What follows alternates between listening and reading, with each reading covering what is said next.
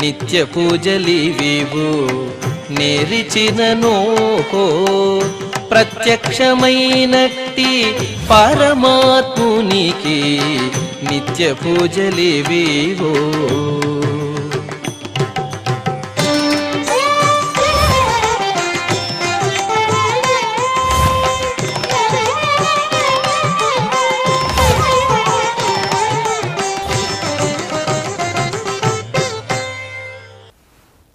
ఓం నమో వెంకటేశాయ. ఈరోజు శుక్రవారము, శ్రీ క్రోధినామ సంవత్సరము, ఉత్తరాయణము, గ్రీష్మ ఋతువు, ఆషాఢమాసము, శుక్లపక్షము, షష్ఠి తిథి, ఉత్తరా పల్గుని నక్షత్రము, జూలై 12, 2024.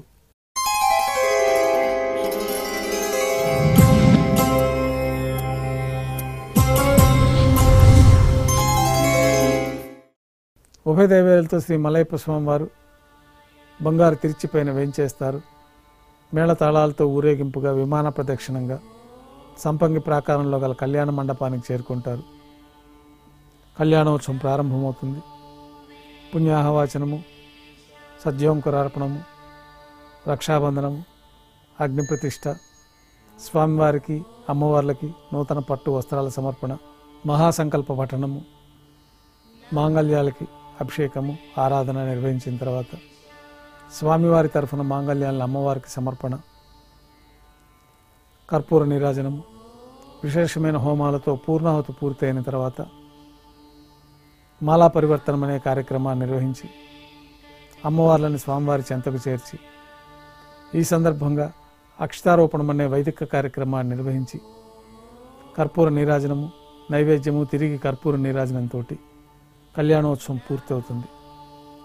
కళ్యాణోత్సవం భక్తుల దర్శనం అనంతరం ఉభయ దేవేరులతో శ్రీ మలయప్ప స్వామివారు మేళతాళాలతో ఊరేగింపుగా ధ్వజస్తంభం వద్ద కల అద్దాల మండపానికి చేరుకుంటారు. వేదపారాయణ నడుమ అద్దాల మండపంలో ఊంజల్ సేవ నిర్వహిస్తారు. కర్పూర నీరాజనంతో ఊంజల్ సేవ పూర్తి అవుతుంది. ఉభయ దేవేరులతో శ్రీ మలయప్ప స్వామివారు బంగారు తిరిచిపైన వేయించేసి మేళతాళాలతో ఊరేగింపుగా ఆలయం వెలుపల కల వైభవోత్సవ మండపానికి చేరుకుంటారు. ఆర్జిత బ్రహ్మోత్సవంలో భాగంగా బంగారు గరుడ వాహనం పైన శ్రీ మలయప్ప స్వామివారు వేంచేస్తారు. కర్పూర నీరాజనంతో గరుడ వాహన సేవ పూర్తి అవుతుంది. హనుమంత వాహనం పైన శ్రీ మలయప్ప స్వామివారు వేంచేస్తారు. కర్పూర నీరాజనంతో హనుమంత వాహన సేవ పూర్తి అవుతుంది. పెద్ద శేషవాహనం పైన శ్రీ మలయప్ప స్వామివారు వేంచేస్తారు. కర్పూర నీరాజనంతో పెద్ద శేషవాహన సేవ పూర్తి అవుతుంది. బంగారు తిరిచిపోయిన ఉభయ దేవేరులతో కలిపి శ్రీ మలయప్ప స్వామివారికి కర్పూర నీరాజన సమర్పణతో ఆర్జిత బ్రహ్మోత్సవం పూర్తి అవుతుంది. సాయం సంధ్య వేళలో 1000 దీపాలతో అలంకరించబడి ఉన్న సహస్ర దీపాలంకరణ సేవ మండపానికి ఉభయ దేవేరులతో శ్రీ మలయప్ప స్వామివారు మేళతాళాలతో చేరుకుంటారు. వేదం, గానం, నాదం నడుమ సహస్ర దీపాలంకరణ సేవ జరిపి నక్షత్ర నీరాజనము, కర్పూర నీరాజనంతో సహస్ర దీపాలంకరణ సేవ పూర్తి చేసుకొని బంగారు తిరిచిపోయిన 4 తిరువీధుల ఉత్సవం జరుపుకుంటూ భక్తులను అనుగ్రహించి ఆలయంలోకి వేంచేస్తారు. ఆలయంలో స్వామివారికి నైవేద్యం పూర్తయిన తర్వాత గర్భాలయంలో వేంచేస్తారు. వెంటనే రాత్రి తోమాల సేవ ప్రారంభమవుతుంది.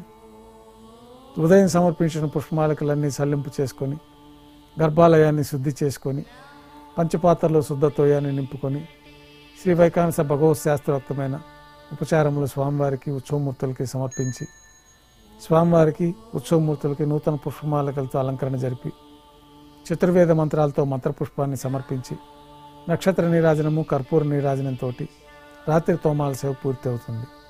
తులసీ దళములతోటి అష్టోత్తర శతనామావళి నిర్వహించిన తర్వాత రాత్రి నైవేద్యంలో భాగంగా అన్నప్రసాదాలు, పన్యారాలు, దోశ, ఘంటానాదం మధ్య నైవేద్యంగా సమర్పిస్తారు. తిరువీస నైవేద్యం పూర్తయిన తర్వాత భక్తులని సర్వదర్శనానికి అనుమతిస్తారు.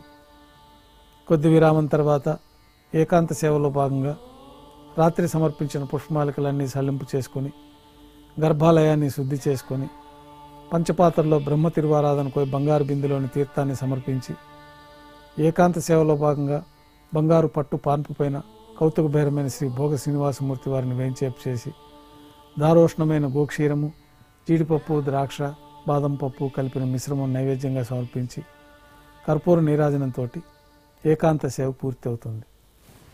ఓం నమో వెంకటేశాయ.